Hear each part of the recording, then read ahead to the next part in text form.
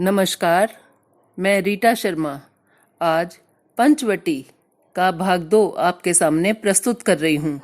प्रथम भाग में श्री मैथिली शरण गुप्त जी ने जहाँ पंचवटी की सुंदरता का अद्भुत वर्णन किया है, वहीं भाग 2 में शूर्पनखा के साथ लक्ष्मण और सीता जी के संवाद हैं। लक्ष्मण श्री राम एवं सीता जी की कुटिया के बाहर प्रहरी की भांति बैठे हैं और विचारों में डूबे हैं।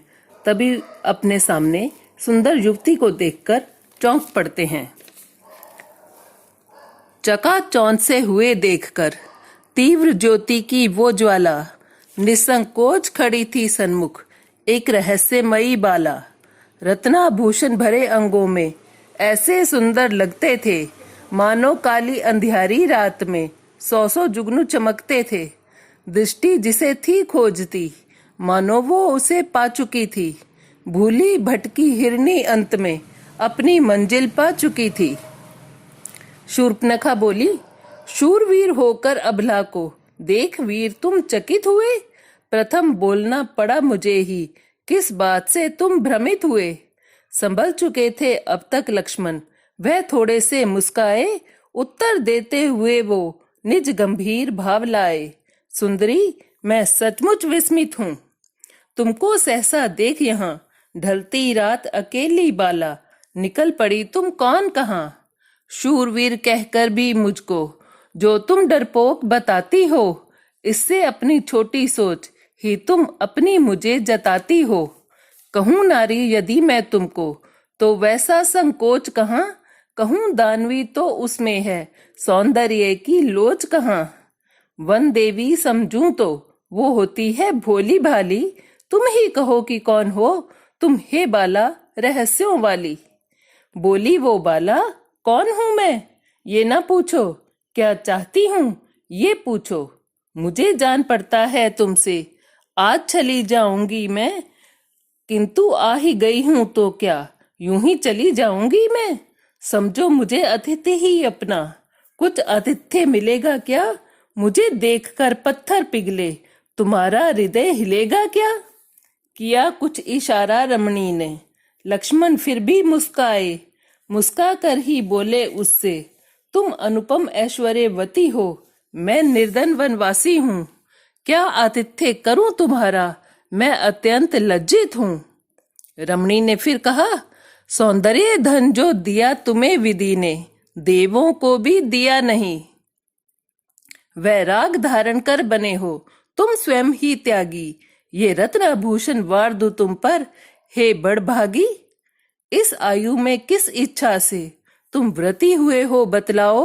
मुझ में है वो शक्ति की, जो तुम चाहो वो सब पाओ। धन की इच्छा हो जो तुमको, सोने का मेरा भूभाग।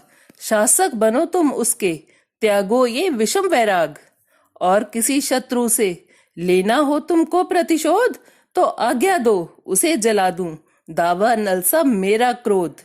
लक्ष्मण अब गंभीर हो गए, बोले, धन्यवाद हे ललना, पर मैं तुमसे सच कहता हूँ, कोई मुझे अभाव नहीं। निष्काम सेवा पूजा करता हूँ और मुझे कुछ काम नहीं। शूर्पनखा, तो फिर अपना लो मुझे, स्वीकार करो और विवाह करो मुझसे।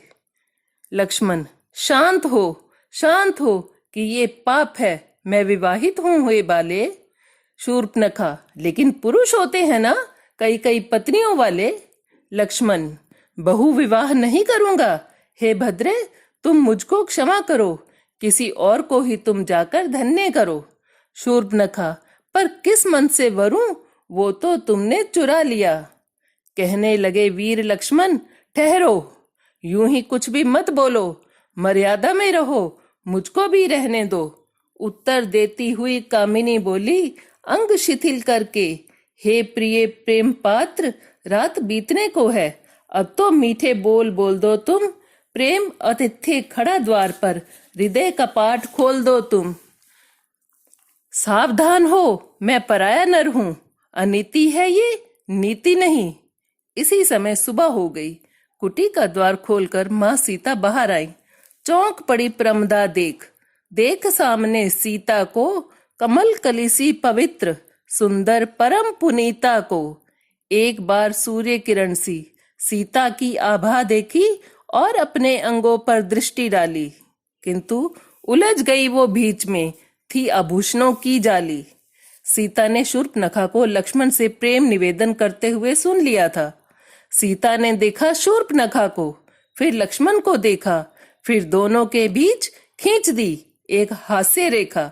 देवर, तुम कैसे निर्दय हो, घर आई नारी का अपमान, अरे किसके पराये नर हो, जो चाहे तुमको अपने प्राण समान।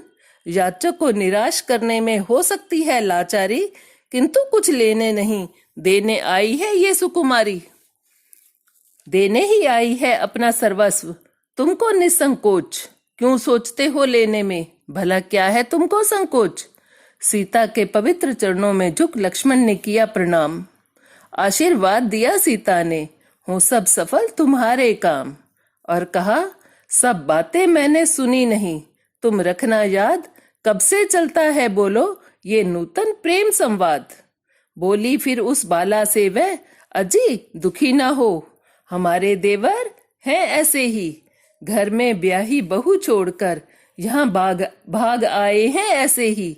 इस उम्र में भी ना जाने कहाँ से ऐसा वैराग लाए हैं ये, किंतु तुम्हारी इच्छा है तो मैं भी इन्हें मनाऊंगी।